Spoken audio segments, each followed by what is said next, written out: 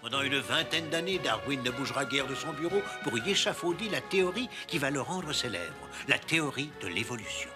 Ma chère Emma, je suis un mari bien négligent. Charles, je suis parfaitement heureuse avec vous. Je sais que vous faites un travail important et j'essaye de faire le mien pour le mieux. Je crois que j'arrive au but. Ma théorie de l'évolution, je sais qu'elle est vraie. Oh, Charles, expliquez-moi.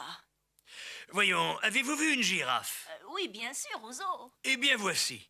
Les girafes vivent dans les régions arides d'Afrique et quand il n'y a plus d'herbe, elles mangent les feuilles hautes sur les arbres que les autres animaux ne peuvent atteindre.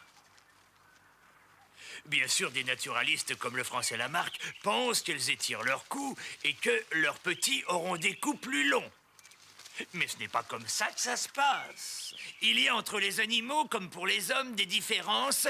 Et quand l'herbe vient à manquer, la girafe qui a le cou un peu plus long que les autres sera la plus apte à survivre. Et ce sera aussi vrai pour ses petits. Elle leur transmettra son avantage. C'est ce que j'appelle la sélection naturelle.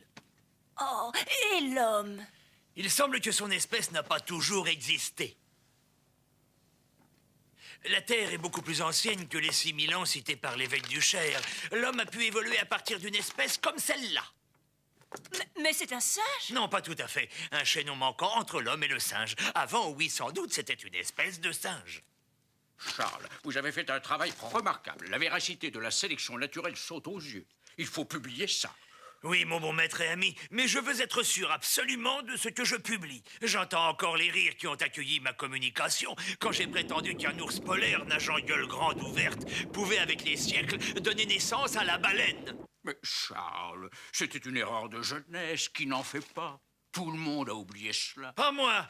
Souvenez-vous de ce qu'a dit le fameux Conibert des théories de Lamarck. Il a été hué, ridiculisé. Qu'entendons-nous? Ce plaisantin, le savant français, ce Lamarck qui fait des spéculations barbares, absurdes. Ce sont des abominations pour l'esprit, des aberrations pour la raison. Et mon distingué maître, votre collègue le révérend Sedgwick, vous souvenez-vous de ce qu'il a dit des travaux de Lamarck? Ce sont là des théories d'un matérialisme froid et irrationnel que je déteste parce qu'elles excluent toute notion d'une providence créatrice. Alors comprenez ma réserve. Si tous considèrent la sélection naturelle et l'évolution des espèces comme une offense à Dieu, que faire? Alors que Darwin hésite encore à publier sa théorie, un autre naturaliste, Alfred Russel Wallace, étudie les espèces vivantes en Asie.